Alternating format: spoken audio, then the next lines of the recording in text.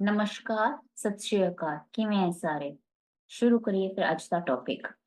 आज का टॉपिक जो है हमारा वो किस पे डिपेंड कर रहा है? इक्वेशन। अगर हमारे पास बेसिकली सभी इक्वेशंस किस फॉर्म में होंगी? mdx प्लस dy में। प्रीवियस वीडियो में हम डिस्कस कर चुके हैं first case, that is your homogeneous equation. अगर होमोजेनियस है देन उसका इंटीग्रेटिंग फैक्टर क्या होगा? सेकेंड हमारे पास था कि अगर हमारे पास इक्वेशन किस फॉर्म में है, y f1 x into y dx plus x f2 x into y dy is equals to 0 के फॉर्म में है, तब इक्वेशन कैसे सोल्व होगी? तो उसके इंटीग्रेटिंग फैक्टर क्या रहेगा? बट अगर हमारे पास ये दोनों केसेस नहीं है, we don't have these two cases, तो थर्ड केस क्या है? Equation obviously mdx plus ndy की फॉर्म में है। अब यहाँ पे हमारे पास क्या होता है? हमारी कंडीशन क्या होती है? Curl m by curl y and curl n by curl x। इस इक्वेशन इन दोनों टर्म्स में अब हमारा रिलेशन है। फर्स्ट जो रिलेशन है हम क्या लेंगे? इसका डिफरेंस। ओके, फर्स्ट स्टेप क्या हो गया? हमने इन दोनों टर्म्स का क्या ले लिया? डिफरेंस ले लिया। अब जो सेकंड स्टेप है, अब इसमें हम चेक करेंगे सेकंड स्टेप में कि curl m by curl y minus curl n by curl x किस टर्म से डिविजिबल है? Curl m by curl y curl n by curl x किससे डिविजिबल है? Is it divisible by n और is it divisible by minus m? Basically यहाँ पे हमारे पास sign क्या हो जाएगा? नेगेटिव बाहर आ जाएगा, राइट? और अगर ये डिविजिबल है m से, और डिविजिबल होके ये नहीं आ जानी चाहिए वैल्यू 1 भी आ जाए तो डजेंट मैटर। हमारे पास क्या आना चाहिए? अगर m से डिवाइड हो रहा है तो ये जो हमारे पास टर्म रिमेनिंग टर्म आएगी वो किस में आएगी? In the function of x only. किसका फंक्शन होगा? सिर्फ x का फंक्शन होगा। अगर curl m by curl y minus curl n by curl x divisible है m से, मीन्स नेगेटिव साइन साथ में होगा। और अगर ये x का फंक्शन है तो ये किसका फंक्शन होगा? फंक्शन ऑफ y का। Function of y। अब कोई भी फंक्शन है, तुम्हारा जो इंटीग्रेटिंग फैक्टर है वो क्या होगा? e raise to power. अगर fx है तो integration with respect to x हो जाएगी, और अगर लेट अस से फंक्शन को g से रिप्रेजेंट कर देते हैं gy, तो यहाँ पे इसकी इंटीग्रेशन किसके विद रिस्पेक्ट होगी? With respect to y। और अगेन इंटीग्रेटिंग फैक्टर है तो क्या मतलब होगा? उस टर्म को हम क्या करेंगे? मल्टीप्लाई करेंगे। That is only the concept. अगर ये कंसेप्ट आपको समझ में आ गया then very easy to solve this questions. All right, so let us take an example to understand how we are going to solve these questions. Now, the first question जो हमारे पास है वो क्या है? X y square minus e raise to power 1 by x cube into d x minus x square y d y is equals to 0। तो पहले तो यहाँ पे हम m और n की वैल्यू लिख लेते हैं। m की वैल्यू क्या आ जाएगी हमारे पास? X y square minus exponential power 1 by x cube, और n की वैल्यू क्या है हमारे पास? Minus x square y. अब हमारा कंसेप्ट क्या? ऑब्वियसली इनके जो पार्शियल्स आएंगे वो इक्वल नहीं होंगे। पार्शियल क्या होगा? Curl m by curl y, और यहाँ पे क्या होगा? Partial curl n by curl x। तो विद रिस्पेक्ट टू y क्या? तो एक्स वाई स्क्वायर की वैल्यू क्या बन जाएगी आपके पास? 2xy, और ये वैल्यू क्या बन गई? 0। Same with respect to x किया तो वैल्यू क्या बन गई? Minus 2xy, negative sign. तो basically both are different. Basically both are different. अब हमने क्या लेना है? डिफरेंस लेना है। Curl m by curl y minus curl n by curl x, that is 2xy minus of minus 2xy, so that is equals to 4xy। अब हमारा क्या स्टेप है? ये तो फर्स्ट स्टेप हो गया हमारा। फर्स्ट स्टेप हमने डिफरेंस फाइंड आउट कर लिया। सेकंड स्टेप में क्या करना है? We are going to check ये पूरी टर्म हमारी डिविजिबल हो जाए और हमारे पास जो फंक्शन बने एक ही टर्म बने, और वो टर्म किस में बने? इन टर्म्स ऑफ एक्स इधर और वाई। अगर m से डिवाइड होगा तो y, अगर n से डिवाइड होगा तो x का फंक्शन।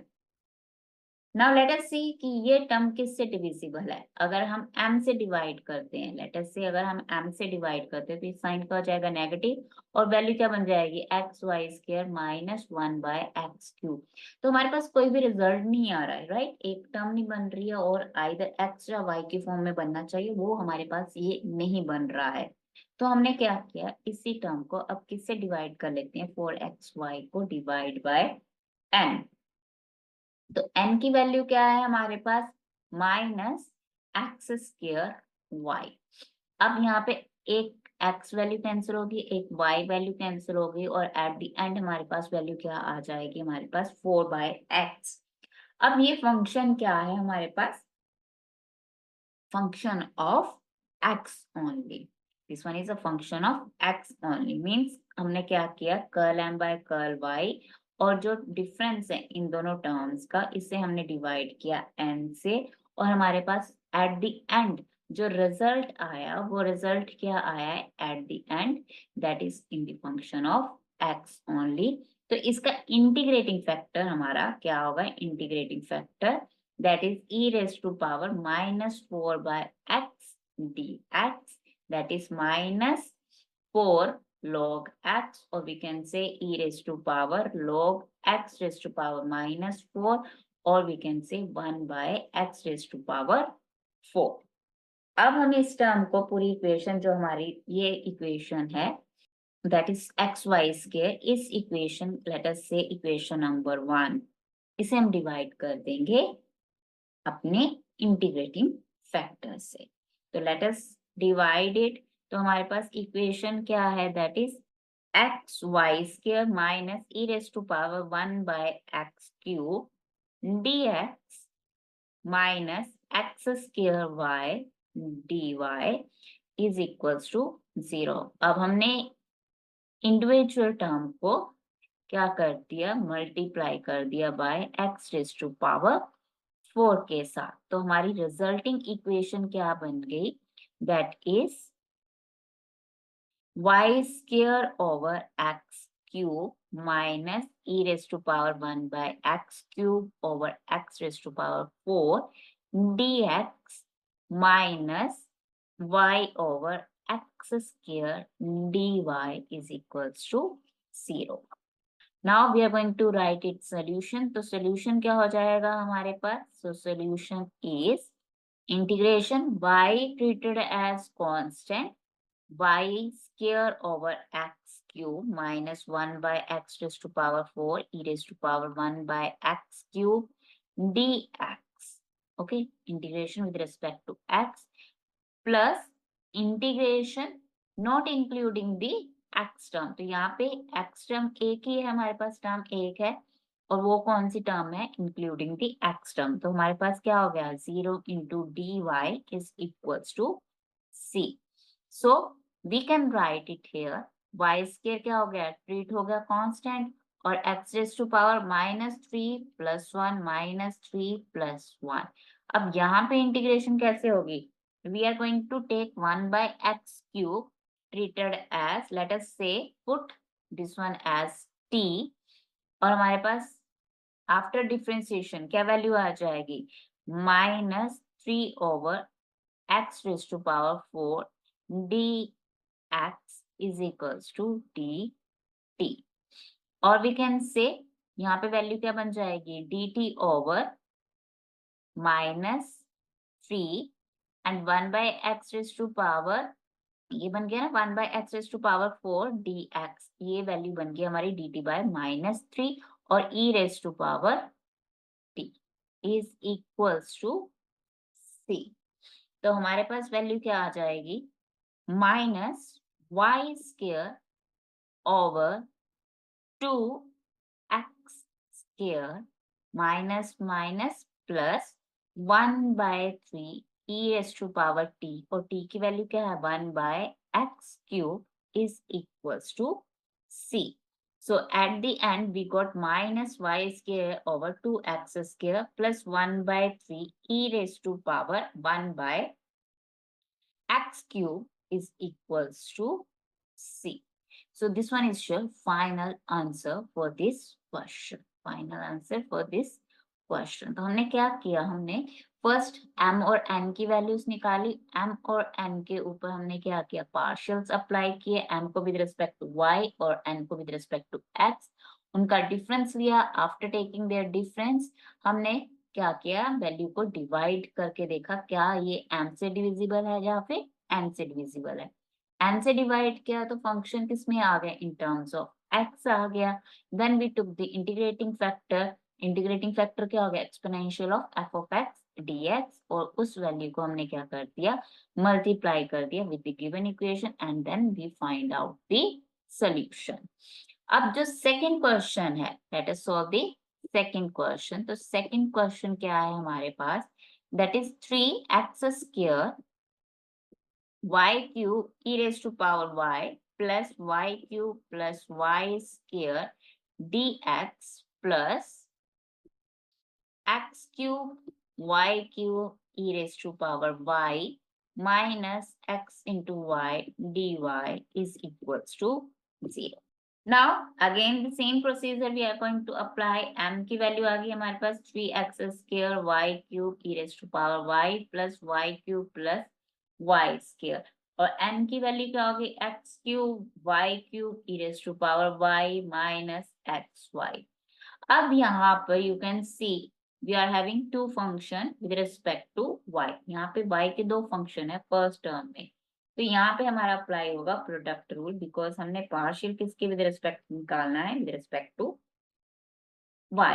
तो 3x स्क्वायर क्या हो गया हमारा common, we can take it outside, ये हो गया आपका फर्स्ट फंक्शन और ये हो गया आपका second function. First function as it is y cube as it is e raise to power y का derivative as it is plus e raise to power as it is y cube का derivative 3y square plus same y cube का derivative 3y square plus y square का derivative 2y। So at the end ये आपके पास value बन गई। अब curl N को हमने विद रिस्पेक्ट टू किसके करना है, एक्स के, तो यहाँ पे ध्यान दो, यहाँ पे दोनों फंक्शन, यहाँ पे ये भी y है y है, तो सिर्फ फंक्शन एक्स का सिर्फ एक है दैट इज एक्स क्यूब, तो यहाँ पे कंफ्यूज नहीं होना है। तो डायरेक्टली यहाँ पे कॉमन निकालो y cube e raise to power y, because both क्या है कांस्टेंट ट्रीट होंगे, और x क्यूब का डेरिवेटिव क्या हो जाएगा आपका 3x स्क्वायर, और सेकंड टर्म में x का derivative is 1। So we got this value. अब हमने क्या लेना है, इन दोनों टर्म्स का difference, curl m by curl y minus curl n by curl x। तो यहाँ पे we can write it as 3x square y cube e raised to power y plus 3x square e raised to power y. So 3 into 3 we can write it as 9. So that is 9x square y square e raised to power y plus 3y square plus 2y minus y 3y cube x square e raised to power y minus y। अब निकालते हैं जी इनका difference. Now you can see here 3y square x square e raised to power y, same value है with the opposite sign, तो ये values क्या हो जाएंगी आपकी कैंसल आउट, इन वैल्यूज को हम क्या कर देंगे कैंसल, ये दोनों टर्म्स होगी कैंसल। तो we left with 9x square y square e raised to power y plus 3y square, और ये नेगेटिव नेगेटिव क्या हो जाएगा प्लस, को प्लस 3y। अब वी कैन टेक 3 कॉमन, तो हमारे पास क्या आ गया 3x square y square e raise to power y plus 3 हमने क्या किया है कॉमन निकाल दिया, तो यहाँ पे क्या वैल्यू आ जाएगी y square plus y upon, अब c हम m से डिवाइड करेंगे कि m के साथ, अगर हम m के साथ डिवाइड करते हैं तो लेट अस से कि यहाँ से हमारे पास क्या वैल्यू कॉमन आ जाएगी, y वैल्यू कॉमन आ जाएगी, यहाँ पे हम y कॉमन अगर निकालते हैं तो वैल्यू क्या बन जाएगी आपकी 3x square y square e raise to power y plus y square plus y, तो सेम वैल्यू बन रही है जो इनसाइड है, n के साथ ये वैल्यू डिवाइड नहीं होगी, तो यहाँ पे हमने क्या किया y को कॉमन निकाल दिया। अब क्या हो रहा है m के साथ डिवाइड हो रहा है, तो m के साथ अगर डिवाइड हो रहा है तो साइन क्या आ जाएगा बाहर आपके नेगेटिव। ये ध्यान में रखना है, यही था ना हमारे पास। अगर हमारे पास टर्म क्या हो रही है, m से डिवाइड हो रही है, तो साइन क्या आ रहा है हमारा नेगेटिव।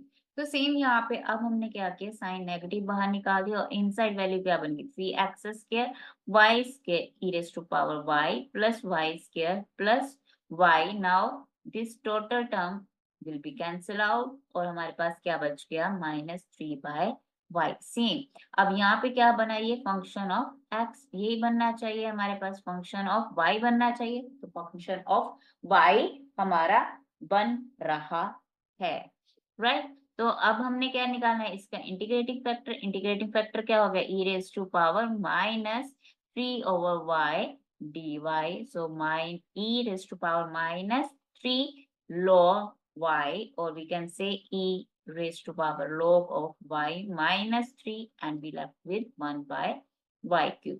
तो सेम हम क्या करेंगे, गिवन जो इक्वेशन है हमारे पास, that is 3x² y³ e raise to power y plus y³ plus y² dx plus x³ y³ e raise to power y minus x into y dy is equals to 0। अब इसको हमने किससे divide कर दिया, y³ के साथ। each term will be divisible by only y³, right। तो अब हमारे पास जो सोल्यूशन आएगा वो सोल्यूशन क्या होगा, सोल्यूशन क्या होगा, y will be treated as constant m। m की वैल्यू क्या होगी हमारे पास, 3x² e raised to power y plus 1 plus 1/y dx, और n क्या होगा हमारे पास, not including the x terms. तो दोनों टर्म्स में क्या हो रहा है, x टर्म इन्वॉल्व है, तो क्या हो जाएगी value 0, dy is equals to c। अब क्या होगा, y ट्रीट हो रहा है कांस्टेंट, तो e raise to power y as it is 3x³ 1 की integration is x plus 1/y क्या हो जाएगा, आउटसाइड ट्रीट एज कांस्टेंट, और 1 की इंटीग्रेशन अगेन x, और 0 की इंटीग्रेशन क्या हो जाएगी, 0 इज इक्वल्स टू c। सो हमारे पास जो एट द एंड आंसर आया वो क्या आया, 3 यहाँ पे कैंसिल आउट है, so we left with x³ we left with x³ e raised to power y plus x plus x by y is equals to c। तो दोनों क्वेश्चंस में आपके जो फॉर्म्स थी ना तो होमोजीनियस थी, you can see these are not homogeneous either, और ना ही ये किस फॉर्म में है, by of f of x y d x plus x into f of g of x y d y is equals to 0। तो दोनों form में नहीं है, तो अगर दोनों फॉर्म में नहीं है तो हमने थर्ड फॉर्म लगा दी। ऑलराइट, अब कुछ स्टूडेंट्स का क्वेश्चन ये भी होगा कि अगर ये भी एप्लीकेबल ना हो, कि हमने डिफरेंस निकाला, डिफरेंस निकालने के बाद भी उसको डिवाइड किया and we are not getting the required answer, जो आंसर हमारा आना चाहिए था, जो डिजायरेबल आंसर है वो नहीं आ रहा है, तब हम क्या करेंगे, तो उसका भी तोड़ है। तो नेक्स्ट जो वीडियो रहेगी उस वीडियो में मैं वही फॉर्म आपको सॉल्व करना बताऊंगी कि अगर ये तीनों केसेस हमारे पॉसिबल नहीं है, then हम कौन सी case or how we are going to solve that type of the question. So that's all from my side. Thank you so much and have a nice day and enjoy. If you like it, then subscribe my channel. Goodbye. Take care.